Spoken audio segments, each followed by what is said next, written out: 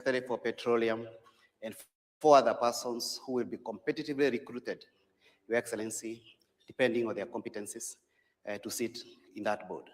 The board provides certain protections to the fund, including the investment, establishment of investment manager.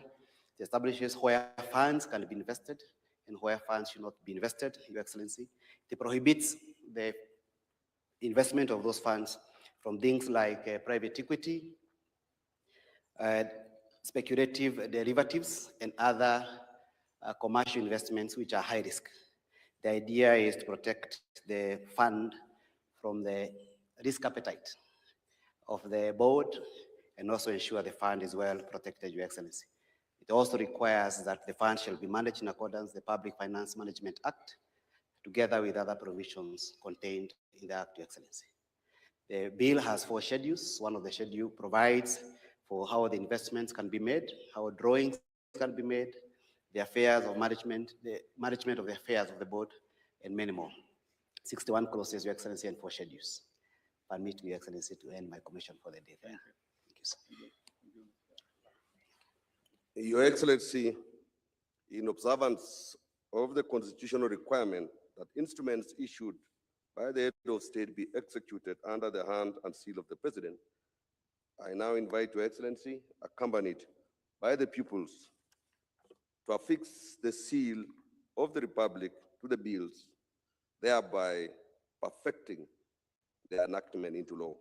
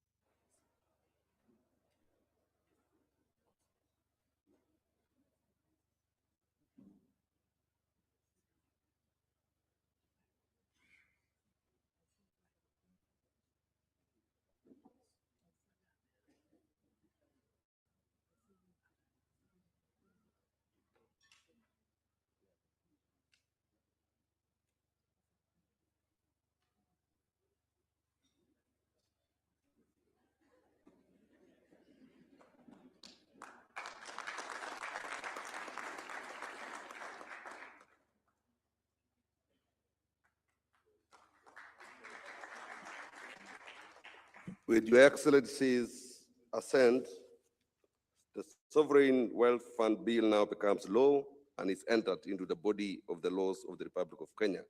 Through this enactment, the nation's journey towards first world status is firmly placed on course. So, Your Excellency, you may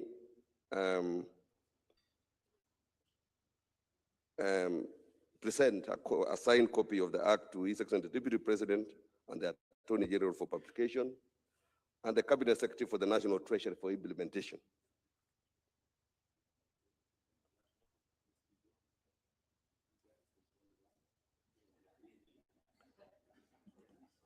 And thereafter, you may present to the Speaker and all the Leader of Majority and all other members of Parliament present.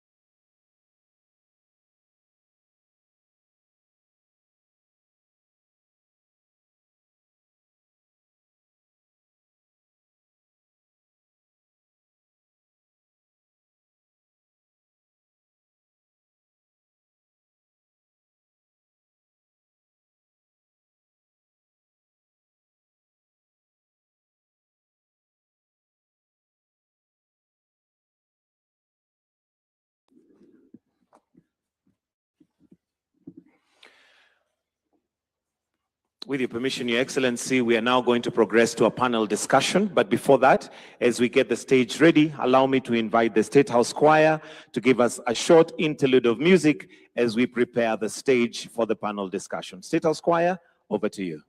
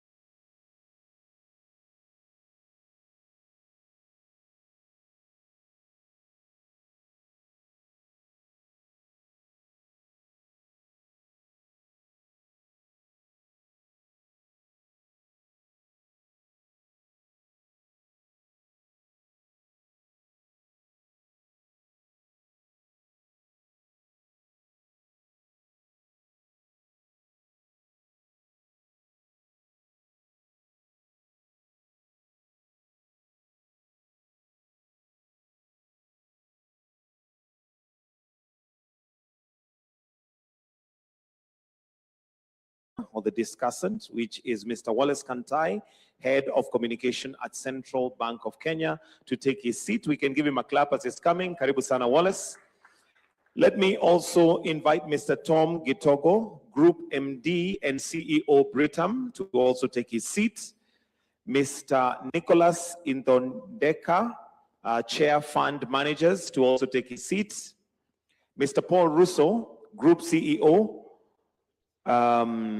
KCB, Mr. Paul Russo. Dr. James Mwangi, CEO, Equity Bank of Kenya PLC. A clap for him as well as they're coming.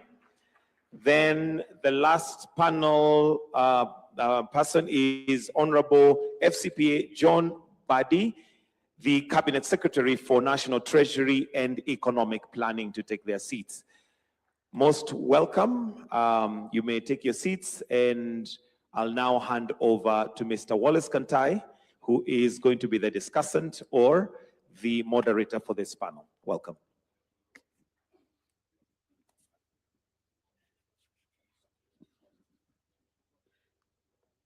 As we wait for our last participant on the panel, Your Excellency, the President, Your Excellency, Deputy President,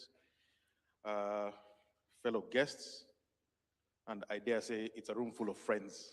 Hamjambo. I will not do what I used to do, which is commentate on this, but I think permit me to say it's a very exciting day. And I think primarily not so much with the top people that we have in front of us, but the guests, Your Excellency, who you had just a few minutes ago. I think we haven't seen that in too many places, and I think recognition that this is on their behalf.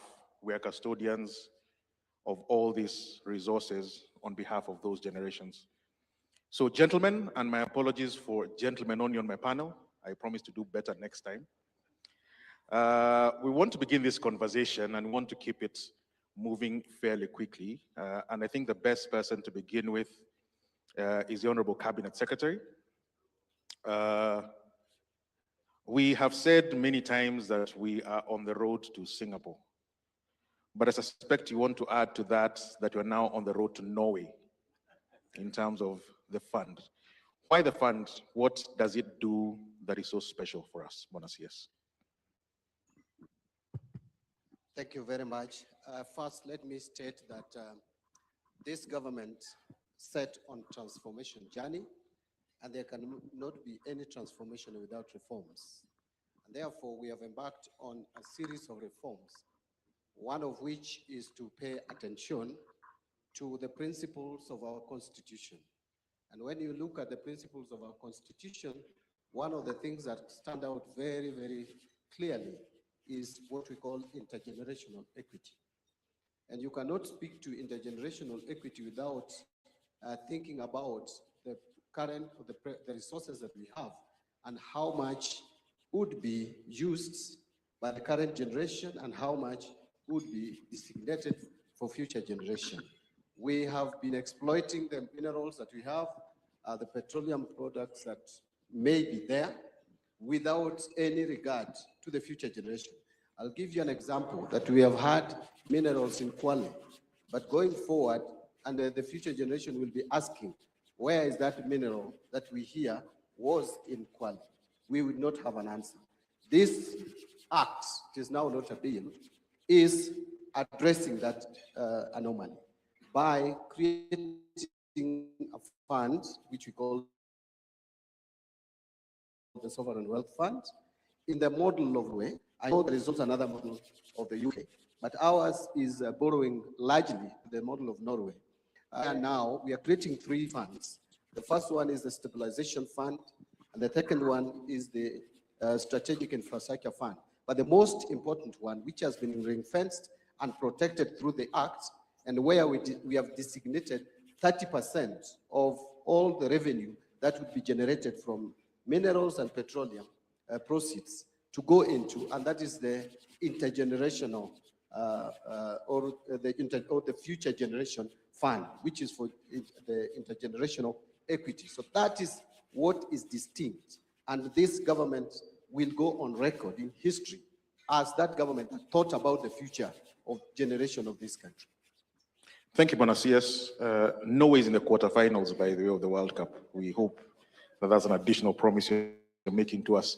Bwana Kili, you've been in charge of public funds, in a manner of speaking, for a very long while. How exciting is this moment for you, and what does it mean going forward? Thank you very much. On behalf of our pension industry, I would like to say we are very excited because we normally deal with intergenerational wealth, actually, because we deal with pensions for the current generation, we deal with the future generations, and as a trust.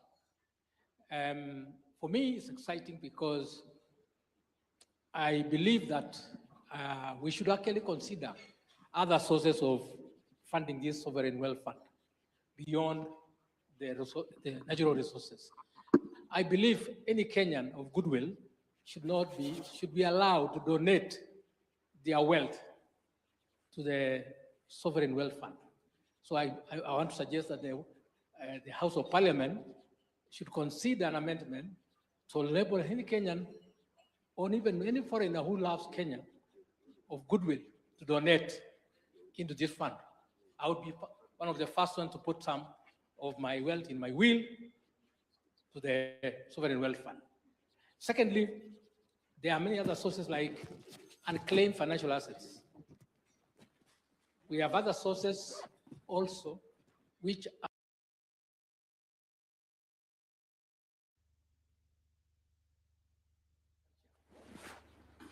obviously we need to consider that these resources are attached to go to this sovereign wealth fund.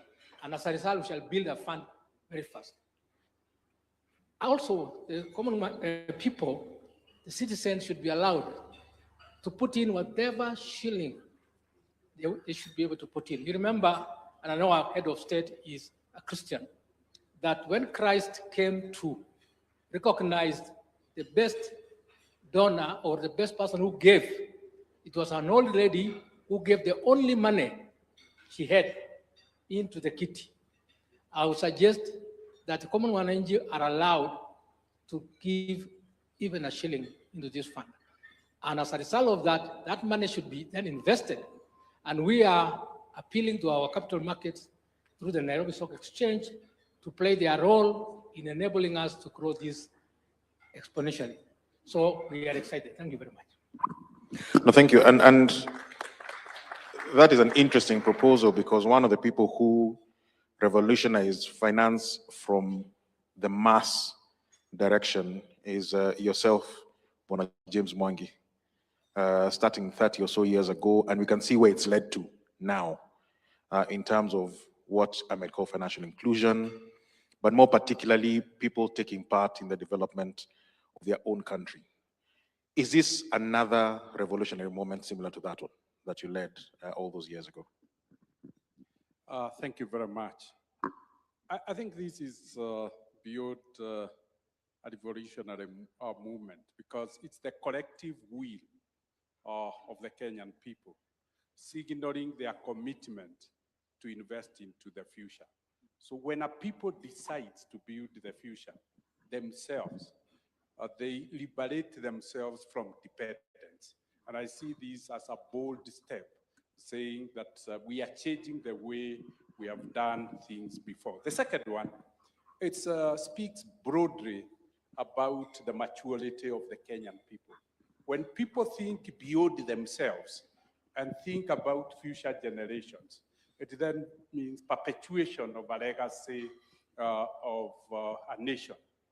But also, when you create an institution with the protocols, like the one enshrined in this institution, you protect that wealth specifically. And that is what I see as very bold steps that are very, very transformative.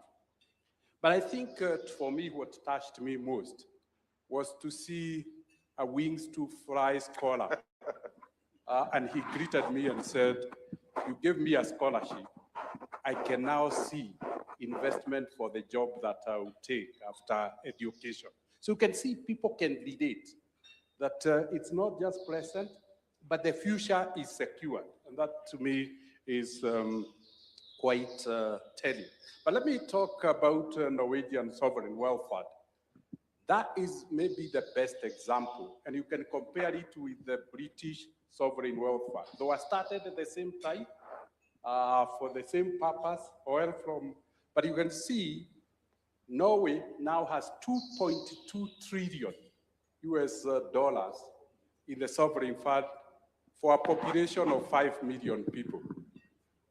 That is staggering. They have not only secured their children, they are now securing grandchildren.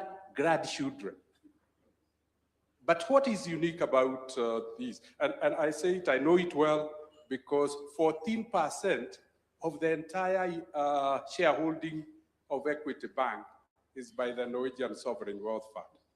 You could imagine, we Equity are limiting 14% of all the dividend we are paying to the Sovereign Wealth Fund. So the structure of investment, they can tap on the best investment in the world to facilitate the growth of their wealth. But we have borrowed this concept as equity. We all know equity 30 years ago, you have evoked 30 years ago. The smallest financial institution in Kenya, number 66 out of 66. But it's the discipline of thinking about the future that has created equity. The last time equity raised capital was 2007. 2007. But 20 years, we have funded by sharing today's prosperity to build the future. We only pay 30% of available for distribution as dividend and reinvest 70%. And I see this is what the country has started to do. Thank you. Thank you. And Bwana Rousseau, you're also in the banking sector, but I'll approach it perhaps more directly in that regard, and where the banking sector is today and what it looks like going into the future. This is new, but it's also very big in terms of the resources that will be in it, and also some of the ambition behind it. How do you think the banking sector will interface with it and react to it? Yeah, thank you, Wallace, and thank you, James, for pitching for the banking sector and the role that we need to play. I think just in the first instance, when you see the captains of industry that are present here for banking, tells you how important this is. I think we have more than 10, if I'm not wrong, of CEOs from banks that are present here. Wallace, I think I'll start by answering this question broadly. I think we've pitched the country in a number of instances from banking sector from a return on investment basis.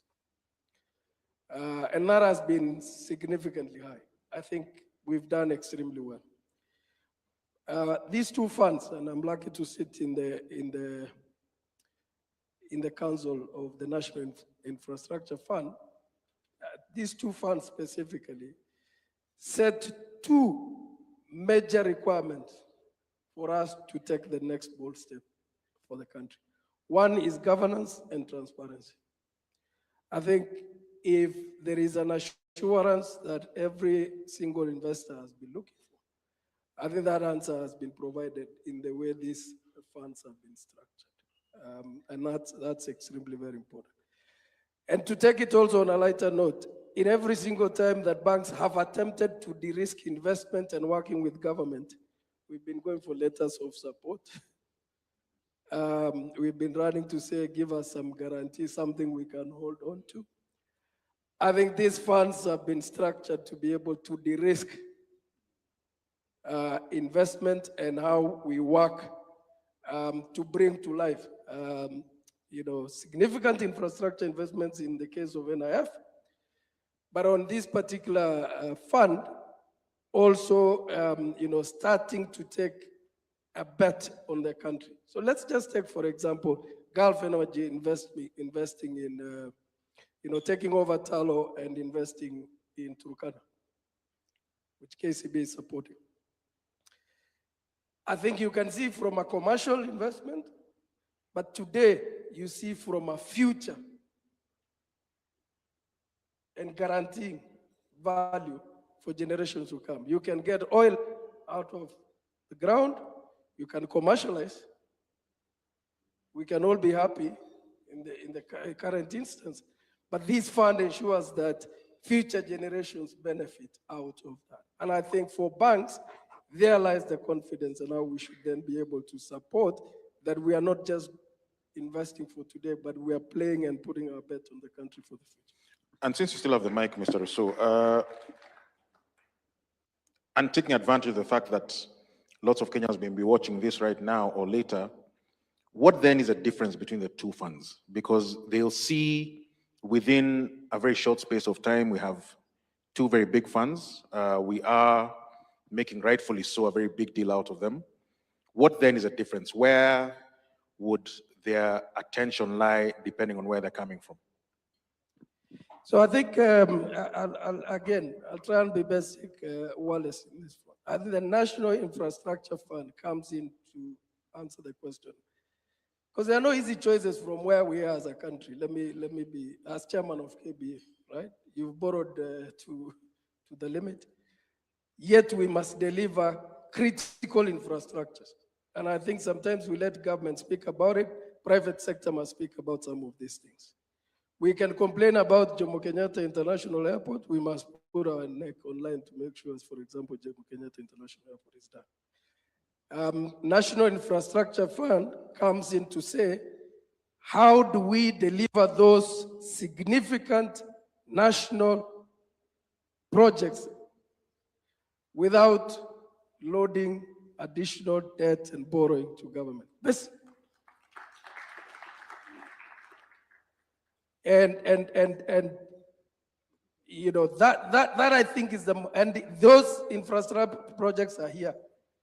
They're not things we are going to think futuristic about. I've just given you an example of JKIA.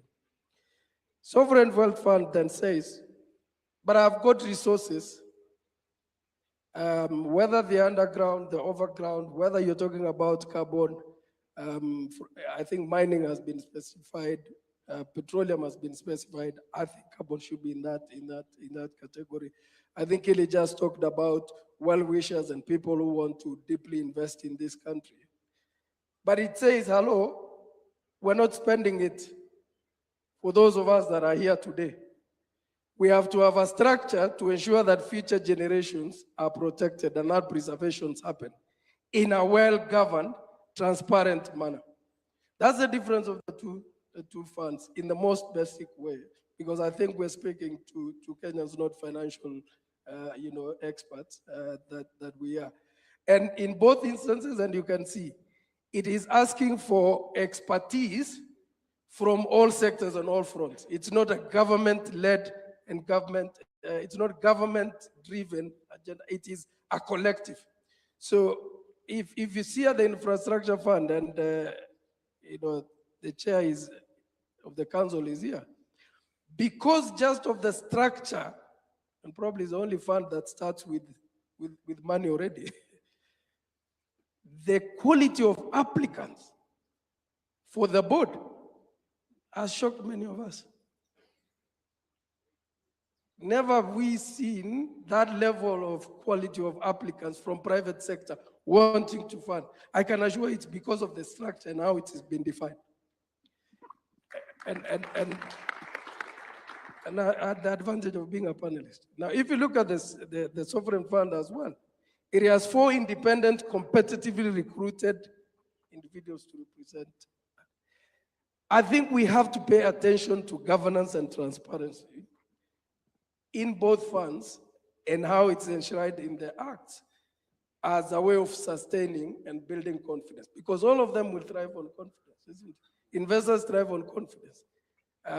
So I hope, over and above just clarifying the difference in the basic way, to stretch it a little bit and probably challenge us in the private sector to start being advocates of certain things. I think James just mentioned about the Norwegian fund. We've got to try and then advocate for that to come to life. Thank you very much, and I think that's a very useful set of clarifications you provided. Bonaidondeka, I noticed You and your colleagues walked in very excited until a few minutes ago. Then you were told, kill the word risk from your vocabulary. At least the people at my table got very unexcited. How should you look at this? Because investment and returns does have a certain element of understanding and taking on risk. But a sovereign wealth fund, wherever you look at it, including ours and what you've said here, is that risk element must be controlled, because we can't go off on adventures when the future generations are looking at us and they find that the coffers are empty. How do you then deal with that? Thank you, Kantai. And indeed, you're right, Your Excellency. When you walked in here, I noticed most of my council members were salivating until the element of risk was put in the table. Allow me to say this, Your Excellency, because I am the chairman of the Fund Managers Association. There are quite a number of council members in the room, and I need to make sure when I go back, I'm still the chairman. So, Your Excellency, what they asked me to do today is to convey just one thing, to tell you thank you so much, because in the last 3 years, we are delivering double-digit returns to our clients. And this is the third year in a row that we are seeing numbers hitting almost close to 20% on our funds. And the likes of Dr. Kili are very happy, the likes of Koros, the likes of Dr. Yabe, and that movement that has been there back to back, as they say in football, Your Excellency, is because of that focus. So we must say thank you for that braveness, for walking into the markets quite quickly as soon as you took over, and that excitement and that confidence was executed in the market. Your Excellency, they say when I was a young man, one of my council members used to tell me, he was my boss then, now I'm his chairman, so life can change. He told me that fortune favors the brave, and Your Excellency, you have done that for us, and you have led from the top. So Kantai, you talk about how does it relate in terms of risk and in terms of protecting our markets. The capital markets, as you may know, Your Excellency, we thrive on what he calls stability. Around the table there, we were discussing the fact that one of the strongest pushes for the last 3 years was the fact that there was stability. There's always movement in markets, but if the movements are predictable, if you're talking about the 2-3% movement, any investor can take that. And I can see my good friend Tadase is on your table. And he keeps on looking at me like someone who, like they look at a child who never appreciates what he has. And the word they use there out there, Your Excellency, is demographic capital. Demographic capital, dear ladies and gentlemen, is what you've done today, which means you're investing for the demographics, which is beyond us. And that alone, Kantai, it may not be coming to the fund managers to invest. It may be restricted, as Hassan mentioned, in terms of what is controlled. But that stability is what gives the investor confidence that you're seeing in Kenya. Even now, as we speak, Your Excellency, we were hosting the big banks of US last week, Royal Bank of Canada, Royal Canadian Bank. And the way they are talking about Kenya is beyond even fundamentals. It's about just positive excitement and what we call demographic capital. So while we may not be directly benefiting, it may be controlled, as the parliament has put it. But for us, we know that stability is what we thrive on. Stability of markets, predictability of returns, when people can invest and be able to see what is coming in the next 3 years, for us, we are more than happy to continue deciding its economy and doing the best we can. Thank you. Thank you, Bwana Gitogo. I'll approach you from as an elder, because you've been in charge of rather large pools of capital. Now you feel sort of a bit safer because there's another large pool. What advice then would you give the CS, members of the board, and even arguably His Excellency the President, with regard to how to manage this? You've been managing through thick and thin, through difficult times and easier times, and now you've been put on the spot. How do you advise them? So thank you. One disadvantage I have is that about 5 gentlemen have spoken before me, and each one of them has taken a point from what I wanted to say. But having said that, obviously, transparency and governance is very key for any big fund of this size. And that has been said and put very well by Ruto. The next thing is that The risk element, as His Excellency mentioned, is key. The approach of the investments need to take into account what the purpose of the fund is. There's three bits. Obviously, the stabilization, which is very good for our economy. It will attract investors, big and small, because of that stability. Economies go up and down, but there's nothing we can do about that. But with stabilization, that helps us attract and continue investing into the future. So the right amount of risk, particularly reducing significantly the risk exposure to the part of the fund that is about future generations is key. But the fund will also not grow if it is not very well diversified. James talked about the Norway fund investing in Kenya. That gives it exposure to a double-digit growth in a growing economy. So I would expect that the fund would also look at investing elsewhere on the continent and elsewhere in the world, because it broadens the risk base. I think that is important, but obviously that needs to be done professionally, as Nick has said. And then obviously, keeping in tandem with the trends. We have to invest, especially because things are changing, and we know the wider demographic is the youth. We cannot obviously also invest in what we have always invested in. I'm excited about the infrastructure, because in the insurance space, we are looking for long-term investments, and it's the same case with the pensions. And this fund, in conjunction with the National Infrastructure Fund, will make a lot of the infrastructure investments that we so desperately need in this country bankable. And that will attract long-term funds from the private sector, including the insurance business. Yes. Thank you. And perhaps I want to come back to you, CS, now getting into the details. In terms of the way the fund has been structured, we have spoken about protecting or ring fencing for future generations, but at the same time, James Mwangi spoke about Norway investing in equities, which are of necessity risky.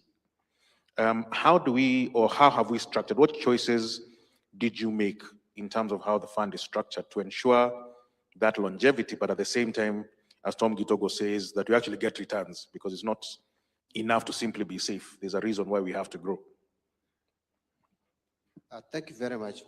Allow me first to also add on to what Paul Russo said regarding the slight difference between National Infrastructure Fund and the Sovereign Wealth Fund, and talk about the sources of funding. In terms of National Infrastructure Fund, you'll notice that the Act clearly spells out that any divestiture in public-owned or state-owned enterprises will be invested in the National Infrastructure Fund.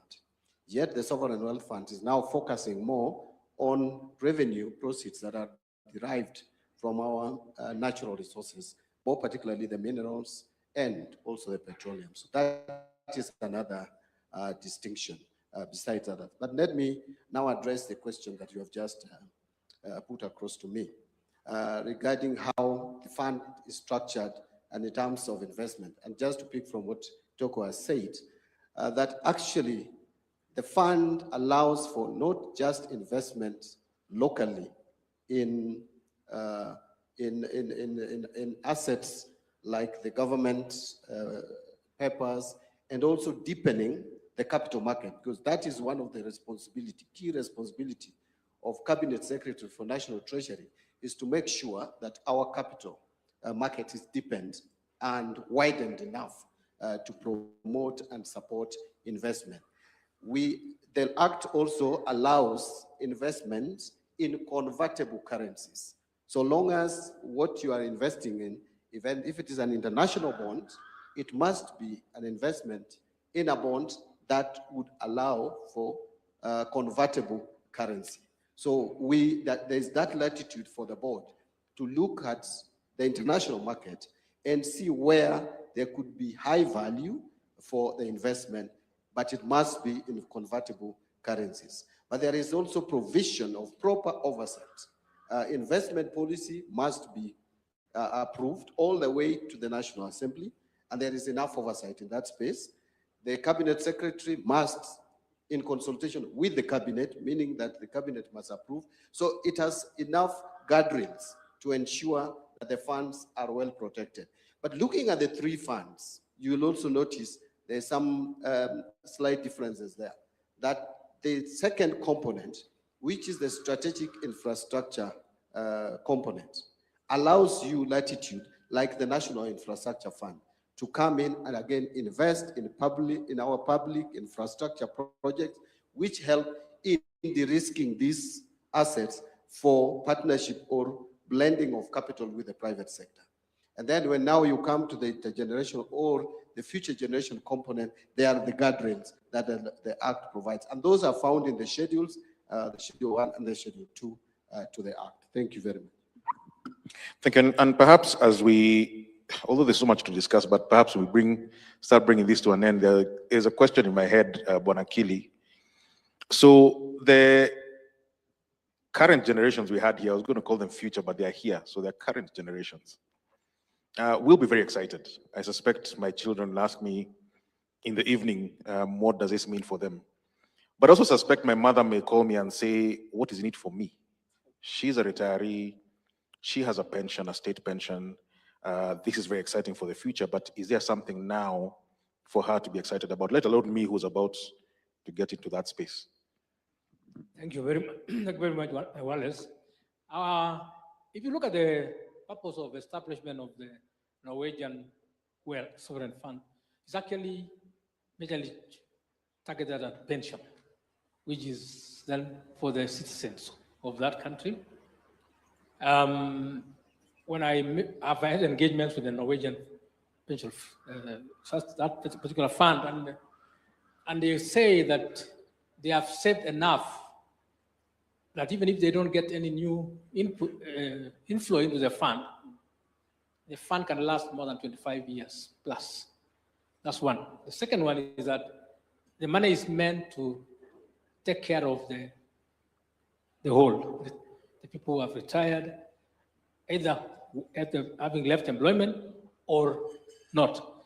And I think it calls also for our country, and Your Excellency, I really want to ask you that now go to the next step, establish a universal social security fund for all citizens of the country, so that part of this funding, part of this money can actually be channeled to that universal fund, which is state funded. It is a promise in Article 44 and 43 of the Constitution. And I think it's the right time that we also launch that one. And that will make your grandmother and our mothers happy. At the same time, it will take over the burden from the current social protection programs, which is a cash transfer, which is basically not well funded. And for the future generations, now they will have some comfort in that there will be an element of assurance that the future is bright. We keep on promising them that the future is bright, but now they can see it and align with the fact of this particular asset being available for them. Thank you. Thank you. And I'll ask the four gentlemen before I get to the CS to wind up the same question. Where do you see this, let's call it 20 years, is a good time and a good window to look at it, starting with you, James Mwangi, for this fund? Where do you see us being? What I really see is a transformed public sector, because what this fund does is that it creates disciplined planning. So we will now be a very structured, planned economy.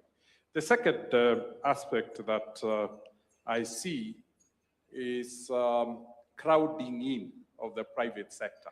To me, this is a signaling effect. The bigger funds will come because these two funds de-risk, and they may just be investing 10%, and 90% will be private sector. So there will be massive crowding in. And like Singapore, which used Temasek fund, there's a possibility that we could be able to reach 25% investment as a percentage of GDP. And if you look at all stories in the world that has ended up well, investment as a percentage of the GDP is about 25. Kenya is at 18. These two facts, together with the crowding in of the private sector, would allow us to breach the 25% state. And then that can usher a predictable growth path for the economy to transition. Thank you, Bwana Russo. Same question, 20 years. Yeah, I think about the multiplier effect and technically what is going to come out of that. I personally see that level of confidence and the ability that you don't have to explain Kenya as an investment destination with governance and the transparency that is provided for. And as James has said, look, funds will follow, as I said earlier on, ROI, but will follow governance and transparency. So significant investment. Thank you. Thank you, Kantai. For me, I think 20 years down the line, I expect to see a very different country. And Your Excellency, we must congratulate you because what this sovereign fund is doing is to make sure that the David Ndees and the Hassans, 20 years down the line or even earlier, don't have to go to those Muthaiga meetings that David Ndii had to go through every Thursday, just to think about how we will not default on the Eurobond. And God gave us that favor. So one day we write that book, Your Excellency, and we'll have a small chapter there of the late nights. It stopped becoming a government issue, became a whole sector issue, and we are happy we went through that. As it is right now, Your Excellency, the number of DFIs has gone up. I think we were talking about that report early in the morning. As it stands right now, we are hosting delegations of big capital. We know California teachers, big pension schemes, big sovereign funds, all the way from even Netherlands. All they're trying to do is just to get 1% into Kenya. Remember that demographic capital is what they're seeing. So 20 years down the line, I don't think any president will have to go through what you went through. You'll be having an economy which is running itself. And for the fund managers, please make sure your tickets are already in, because as you walk into the future, there's more money coming, chasing for the same resources. So we need to get ahead and protect our country. Thank you so much. Thank you. Tom Gitogo.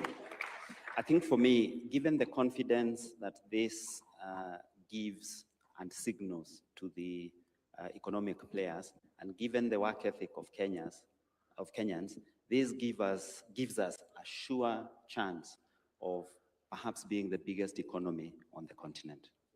Oh, wow. Short and succinct, and that gives you pressure, Bwana CS. Where are you taking us? Thank you very much. Well, first, let me make it clear that, in my opinion, President William Samoei Ruto will go down in history as the most reform-minded and transformative president that this country has ever had and probably will ever have. I say so because in this administration, we have seen privatization acts legislated in 2025. We have seen the Government-Owned Enterprises Act legislated and enacted, very transformative. And you know, when you want to transform a country or any system, you must disrupt it. So what we are seeing is actually disruption that is positive and progressive. We have just had National Infrastructure Fund enacted into law, and a fund that has attracted over 2.8 billion US dollars. If you study or to take a sample of all funds that have been set up, the infrastructure funds, probably ours has the highest startup or initial capital. I've discussed the Indian with them. They started with less amount than ours. So we are starting at a very strong position. Now we have the Sovereign Wealth Fund, another first for this administration. So I don't think I'm sycophantic if I say that President William Ruto will go down as the most transformative the most reform-minded president, and thankfully, I will be hanging on his coat for the period that I served in this office, also to be branded probably the most transformative cabinet secretary, depending on how long I sit here.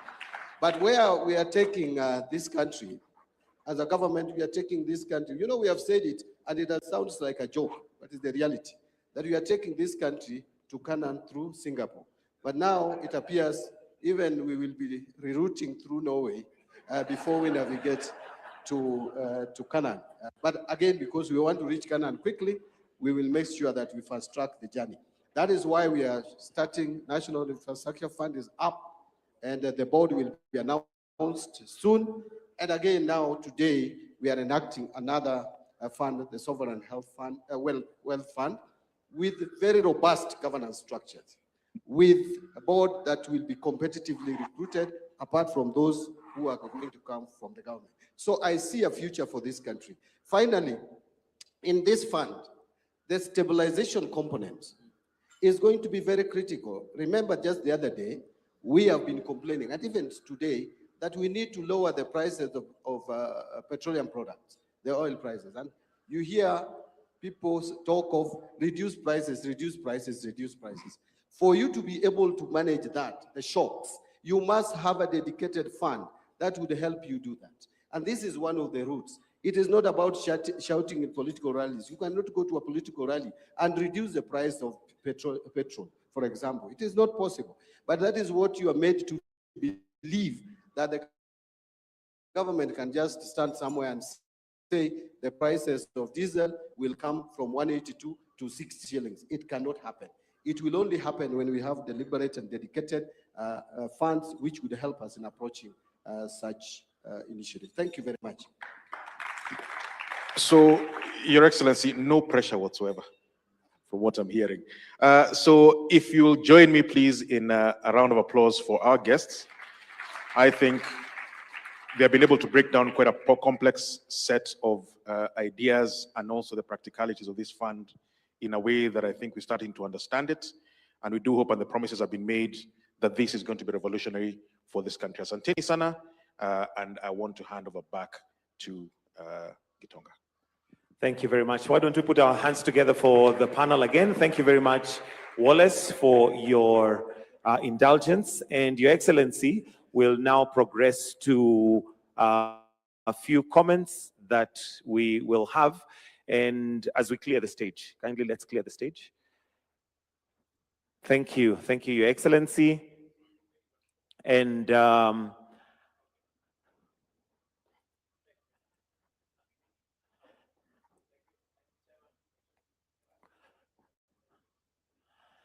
thank you, Your Excellency. So we'll now progress to a few remarks. And Your Excellency, it has been said that the youth are the leaders of tomorrow, but today we realize that they're not really leaders of tomorrow, they're already leaders of today.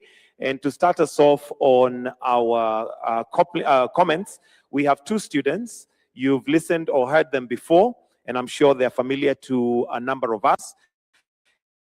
And I'll invite Lynn Mogore, who is the president of Kenya High School, together with Rooney Senior. Why don't you give them a class? They're coming. Rooney, also please come so that you'll make your quick comments as we now progress the program.